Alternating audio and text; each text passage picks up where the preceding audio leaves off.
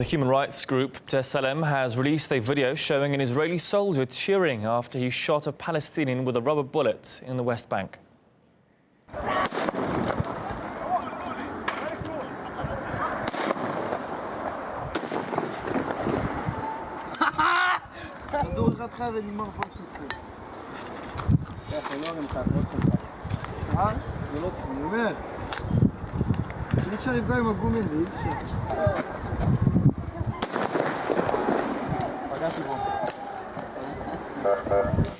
This comes as outrage continues to grow over the Israeli Defense Forces' suppression of protests in the Gaza Strip. In just over 3 weeks of protests there, 40 Palestinians, including 4 children, have been shot dead. That's led the United Nations and the EU as well to call for independent investigations. Despite that, though, an Israeli general has said that soldiers will continue to shoot everyone who approaches the border fence between Gaza and Israel, including children. To my great sorrow, sometimes when you shoot at a small body and you intend to hit his arm or shoulder, it goes even higher. The picture is not a pretty picture, but if that's the price that we have to pay to preserve the safety and quality of life of the residents of the State of Israel, then that's the price. Now, the Israeli Defense Forces have responded to the criticism over their actions in Gaza by releasing a picture. It appears to show a group of Palestinian boys attempting to damage the border fence. The IDF says Hamas, which governs Gaza, is using youngsters to carry out acts of terror. Israel's defense minister has also lent his support to the IDF. He stressed that protesters should not be approaching the border. Well, let's go live now to Mustafa Barghouti, General Secretary of the Palestinian National Initiative, going to join us live. Thanks for joining us, sir, on the programme today. I mean, what was your reaction to this latest video to emerge from the West Bank? We have seen a lot of them, haven't we, that have caused outrage. What do you make of this one? Well, it's something that I have seen myself during peaceful demonstrations. The Israeli army uses lethal weapons against peaceful demonstrators who represent no threat whatsoever to the soldiers. And they are celebrating the fact that they are killing Palestinians.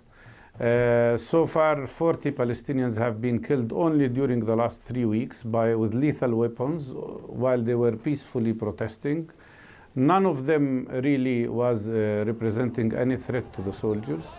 What is happening is nothing but war crimes. What is happening is that this Israeli army that claims to have moral values is behaving like a fascist army, and is violating every international law and is violating every regulation that should organize how soldiers would respond to peaceful protesters. Let me tell you that the vast majority of the people who were killed not at the fence as they claim, but inside Gaza itself, hundreds of meters inside Gaza, which means that the Israeli army aimed at killing them. Let me remind you that one of them was a journalist who was shot and killed. There is another journalist who was badly injured and could die. We have several Palestinian first aid providers from Palestinian Medical Relief Society and Red Crescent who were also injured. And the total number of people shot with live ammunition is no less than 1,200 in 3 weeks. This is a crime, and it should not be allowed to continue. And as you have seen, even Israeli human rights organizations are criticizing this behavior of the Israeli army, which is practicing state terror. I just want to ask you a question to get as many in as possible during our chat. I mean, it's very clear the IDF do have a case to answer here because of those civilian casualties, as the UN have said, the EU have said. But I mean, just to play the devil's advocate here, it's obviously it's tragic that these children have died and been injured with these, these live ammunitions and the other weapons the Israeli forces have used. But how would you, I mean, what would you say to those that have said Hamas and the parents of those children are responsible, as the IDF have said, for bringing these minors, very small children, to a protest where violence is likely to happen? It's not somewhere I would bring my children if I had them. Perhaps you wouldn't either. I mean, surely the people that bring children to these protests where violence will happen do bear some responsibility.